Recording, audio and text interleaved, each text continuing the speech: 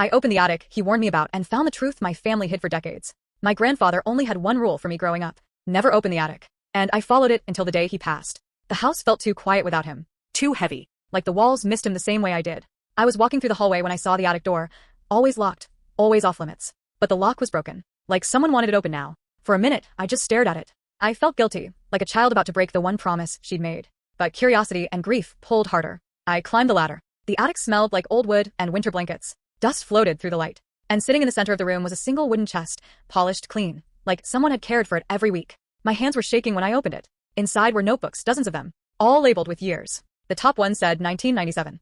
My birth year. I opened it. It wasn't a diary. It was letters. Letters written to me. Every birthday. Every milestone. Every year. He'd written things he could never say out loud. I'm sorry your parents left so soon. I'm trying my best to raise you the way they would have wanted. I hope one day you'll forgive me for the attic. You deserve to know the truth. But only when you're ready. My throat closed up. I flipped through page after page. Stories of how hard he worked to keep me safe. How he turned down job promotions because they required travel. How he learned to braid my hair using a mannequin head he bought online. How he attended every school event even when he was sick. Then I found the last entry, dated just 2 weeks before he died. You're grown now. I think you're ready. In the small envelope beneath this journal is the truth about your parents. My hands trembled as I lifted a sealed envelope. Inside was a letter, not from him, but from my mother.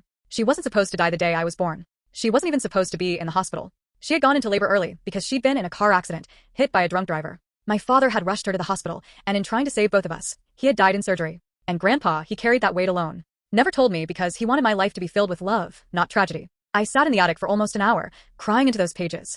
That night, I understood why he kept the attic locked. It wasn't a secret. It was a gift. A way of giving me my parents back when he knew he'd soon be gone too.